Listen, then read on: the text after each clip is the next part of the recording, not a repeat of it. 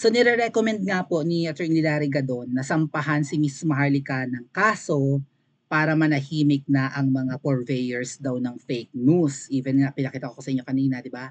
Yung anak ni Attorney Larry Gadon nagpo-post din sa, nga pala yung group na pinag-postan ng anak ni Attorney Larry Gadon na dapat daw sampahan ng kaso yung mga fake news peddlers daw pertaining to Miss Maharlika, number 1 kaagad. Ay, yung grupo na yun yung Maharlika Group. Diyos ko po, Ginoo, kung may peking mga grupo na kunwari supporters ni Miss Maharlika or maybe supporters ng Maharlika Investment Funds yung mga yon. Nakita ko sa grupo ng Maharlika Group na ganun, na nag-post sa sampahan ng kaso ay ang tinutukoy si Miss Maharlika. O sige, sampahan nyo ng kaso, magba-backfire po yan. Yan ang tingin ko kasi nire-recommend na Attorney Larry Gadon na sampahan ng PIDEA ng kaso si Miss Maharlika dahil peke daw yung mga documents na pinakita. Despite the fact na umamin na yung dating pumirma sa dokumentong yon, natitiktikan si Nakuting at eventually nga ay, di ba, huhulihin na nagpupulvuron dyan sa isang tower sa high-end tower sa Rockwell, Makati. Sabi ay totoo yung document, so ibig sabihin totoong bangagers ang artista na si Terry Terry at si Kuting. At magkasama sila na nagse-session doon sa Unit 46C ng Rizal Tower Condominium. Something. Rizal Tower Condominium dyan sa Rockwell. Anong imig ni Attorney Larry Gadon?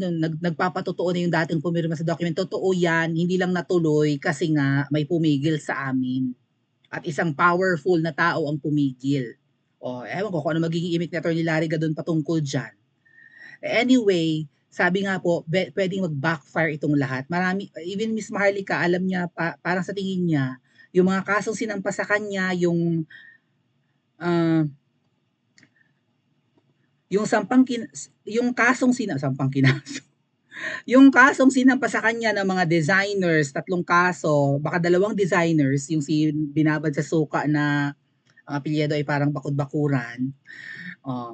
And yung nameke ng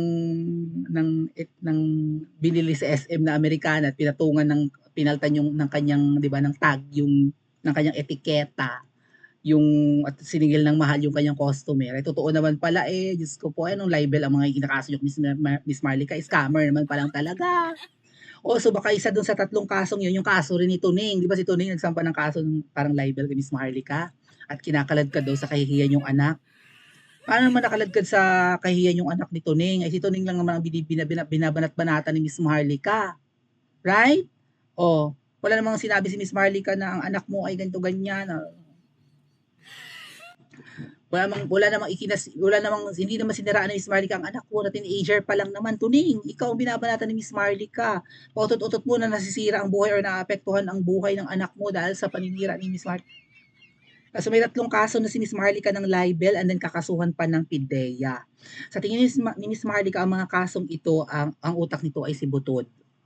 Kasi di ba, ang pinaka-target naman ni Miss Maharlika sa pagbablog si Butod Si Kuting syempre, pero ang ultimate dyan si Butod kasi si Butod yung totoo namang si Butod ang sumisira sa administrasyon ni Kuting. Siguro kung hindi si Butod ang nasusunod at si Kuting talaga, baka sakaling hindi ganito kalala. Right? Well, gusto rin naman siguro ni Kuting itong ang jowawawa niya ang nasusunod para siya ay hayahay. Hindi siya stress, hindi siya pagod. Right? Kasi mas matalino ang jowa niya mas malakas pa ang personality, abogado, yung teacher pa. Si Kuting, hindi natin alam ang tinapos. Right? Plano siya may pakitang diploma sa atin. Pero sa tingin ko, ang lahat ng kasong yan ay utos or may basbas ni Ahas. Pero pwedeng mag-backfire ito kay Ahas lahat. Dahil ang sabi ni Miss Maharlika sa latest vlog niya, yung mga proof na si Ahas ay ready ko lang. Kasabwat at doon talaga niya binabanatan si Ahas or si Butod. Ikaw Butod, sabi ni Miss Maharlika, ikaw Satanas, babaeng Satanas, ay kidnapper. Yun talaga ang banat ni Miss Maharlika, kidnapper ka. At hawak ni Miss Maharlika ang mga proof. Ang nakakagulat pa dito, kahapon lang yata inamin ni Miss Maharlika doon sa program ni Dr. Lorraine Badoy at Ka Eric, yun palang boses na, "Hi Louie, I'm here in Bacolod, campaigning for my hubby love. Yun pala ay hindi boses or audio na recording, yun pala ay video. Ay, ang sabi po kasi ng mga sip-sip vloggers or ng mga ensaymada vloggers, mga tat kuya, ay AI lang daw yon yung boses ni ano, peke daw yung boses, hindi daw boses ni Smugs yon. Kundi AI lang or baka ginaya lang yung boses, 'di ba? Tampered or whatever. Yun ang gustong sabihin ng mga ensaymada vloggers or ng mga sip-sip vloggers. Yung pala, inamin na kahapon ni Miss Maharlika na ang boses na pinaparinig niya ay actually video pala.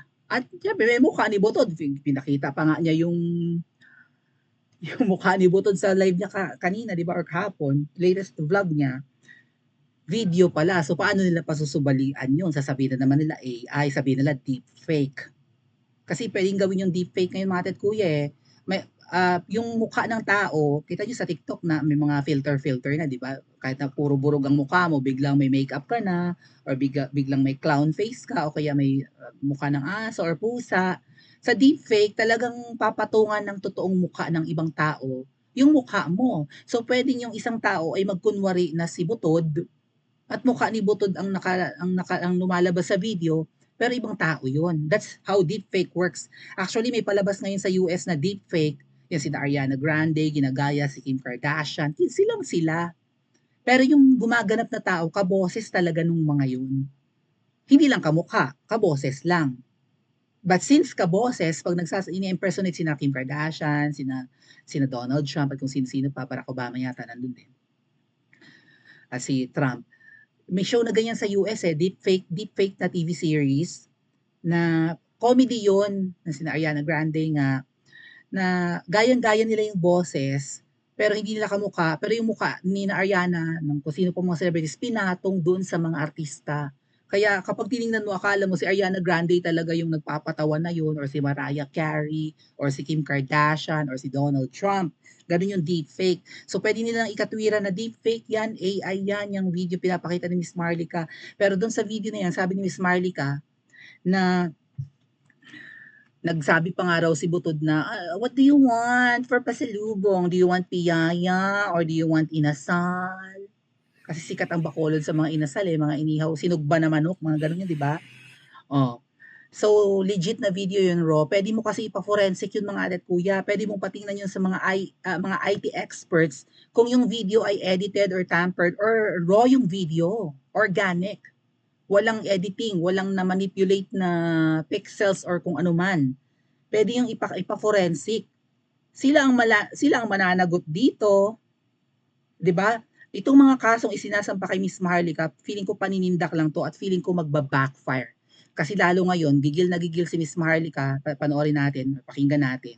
At sinasabi talaga niya na kidnapper ang unang ginang. Matinding accusation yan. Dalawang issue yan Adik yung kuting at kidnapper yung buto. Sige, magsampa kayo ng kaso. Hinahamon talaga niya para ilalabas niya yung mga hawak niyang evidence, hindi lang documents, hindi lang papeles, video, raw footage. Malilintikan. And take note, walang mandato si Butod, hindi siya appointed, at saka hindi siya immune sa kaso. Pwede siyang kasuhan, pwede siyang makulong. So, kaya ng unang ginang nakasuhan si Miss Maharlika. Let's listen to her, mga adat kuya. Congress nga, wala nga tayong maasahan. Pero bayan na lang kayo kinakausap ko Karayan nyo to. Ang tindi ng binitawan ko ngayon. Mas malupit sa pulburo na si Lisa Araneta Marcos. Kumpletuhan ko yung pangalan niya. Maria Luis Cacho Araneta Marcos ay kasabwat o mastermind sa pagkidnap. Now, gamitin nyo lahat ng power nyo to file a case against Melissa. Marcos Jr., di ba? Presidente ka? Powerful kayo, di ba? Ano ba power ko? Kaya niyo bilhin lahat ng batas sa Pilipinas. Pero dito tayo. Di ba? Kasi Amerikana ako, sabi niyo, di ba? Huwag ako makialam. Dito tayo. Kasi wala akong kakampi, wala kaming tiwala sa DOJ, wala kaming hawak niyo lahat 'yan, eh, dito tayo. Kaya do'n sa UN tayo, dalhin niyo ako sa UN para magkita tayo nung distressed mother. Dalhin mo kaming dalawa do'n, total gusto niyo kaming gurgurin, eh. Shout out kay distressed mother. Kung nanonood man siya ngayon, Palangga, nandiyan ka ba, Palangga? I hope makausap kita, baka naman mag-message ka o mag-meet naman tayo. Kasi nakakarating lang sa atin. Ito yung mga taong nasa paligid niya for sure. Okay, pinatunayan doon sa letter ng distressed mother na si Lisa ay nagmanipula ng pagkidnap sa kanyang mga anak. Kawawa kayo, bayan. Isinangkalan ko na yung aking alindog. Mabi Pebbles sa Lakera, nandito pa si Palangga. Yung tinutukoy ni Miss Maharlika na distressed mother, yun yung nanay ng mga kinidnap na bata sa Turkey. May problema, may domestic squabble yung distressed mother sa kanyang asawa. Ang pangalan Francis, right? May problema kasi parang hiwalay na at gusto nung lalaki na, what the hell? Dali, wag po kayo mag-spam ng comments ha. Bawal yun sa channel natin at saka nakakaabala yan kasi hindi mababasa yung importanteng comments po ng ibang mga nanonood. Okay. So, may gulo yung pamilya nung Francis tsaka nung distressed mother na nasa Turkey na nga kasama yung kanyang mga anak. Ang alam ko mga ate at kuya, kapag ang edad ng mga bata, I think sa batas ng Pilipinas, na kapag ang bata ay below 7 years old, dapat nasa custody talaga yan ng nanay. Paglagpas na ng 7 years old, pwede nang tanungin ang bata kung kanino sasama. Well, sumama sa nanay sa Turkey, so nandun yung mga anak. Kaya lang, ang gusto ng lalaki, nung Francis, sa kanyang poder yung mga bata. And nakuha nga po, na-extract. So parang nakidnap, di ba? Sa Turkey, yung mga bata na iuwi yung dalawa. Pero 4 daw talaga dapat yung i-extract, yung nanay, yung isa pang anak na mas malaki, at saka yung dalawang bata yung successfully na iuwi sa Pilipinas. Yung nanay ngayon at saka yung isang anak nagtatago sa Europe. At isiniwalat nung nanay na nakialam ang unang ginang sa extraction. Bakit nga naman papakialaman ng Philippine government ang problemang pribado ng mag-asawa? Pero yung Francis daw po ay parang business partner ni Todd. If not, maraming kontrata sa gobyerno. So malakas sa gobyernong Kuting. Maraming mga tinatanggap na mga kontrata. So kumikita sa mga projects ng government. Yung Francis. Pero bakit ginamit ng unang ginang yung ISAF, intelligence force, yung ISAF? Intelligence Service of the Armed Forces of the Philippines. Yun eh. So kasundaluhan natin yun, mga sundalo, Armed Forces, sandatahang lakas ng Pilipinas, ang kasama sa extraction, ang nag-conduct ng extraction. So tao ni Kuting yun, under kay Kuting ang ISAF lalo na yung AFP, diba? So bakit nakialam ang gobyerno natin sa pribadong problema ng pamilyang yun? At hindi naman si Kuting ang may utos sa kanyang mga tao, kundi yung asawa ni Kuting na wala namang posisyon sa gobyerno. Suffice it to say na ang powerful ngayon ay ang asawa ni Kuting at hindi si Kuting mismo dahil namamanduhan niya ang mga tao ni Kuting. Right? Kung si Kuting ay matinong pinuno, sasawayin niya ang asawa niya, wag mong utusan ang tao ko. At illegal yan. Ba't kayo may papakidnap? So mga ate at kuya, hinahamon ni Miss Maharlika ang unang ginang. Magsampa ka ng kaso, pero hawak niya ang mga ebidensya na sangkot ang unang ginang. Yung video na ngayon, hi Louie, video pala yun, hindi pala yun voice recording, ay patotoo na inutusan di umano niya yung asawa ni Teddy Boy Locsin, right? Yung Louie nga, Lourdes ba yun? Yung Louie, babae yung Louie eh. And also, tumawag daw yung Bianca, right? Yung Bianca Zoel. Tumawag kay Butod na sabi ay wag mo munang alisin yung mga wag mo munang paltan yung mga tao sa Armed Forces of the Philippines kasi nga magugulo yung extraction, 2 weeks pang tatakbo yun, wag mo munang tanggalin sa posisyon yung ibang yan. Ay si Butod mahilig magtanggal ng tao siguro. So kung unang tanggalin, magugulo yung extraction, sabi nung Bianca, 'di ba? Boses din 'yon, recording. Maraming hawak si Miss Maharlikang ebidensya. At hinahamon niya ang unang ginang, sampahan mo ko ng kaso, inaakusahan kita na kidnapper ka. So ang tanong, ano ang gagawin ni Kuting pag nagkagulo-gulo na?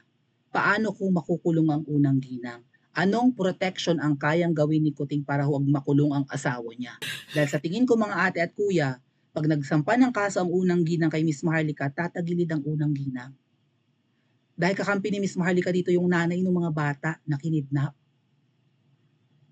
At mismong yung nanay ng mga bata ang nagsabi na sangkot ang unang ginang, kaya nga nakarating kay Miss Maharlika. Yung mga ebidensya ng puting ahas na involve ang unang ginang di umano sa kidnapping. And take note, hindi yan basta-bastang krimen, international crime. Sangkot pa ang embassy sa Turkey. So ano sa tingin nyo, sino ang pwedeng makulong? Si Miss Maharlika o ang unang ginang? At sino ang makukulong na ikatutuwa ninyo? Pa-comment po sa comment section at mag-like and subscribe din po kayo.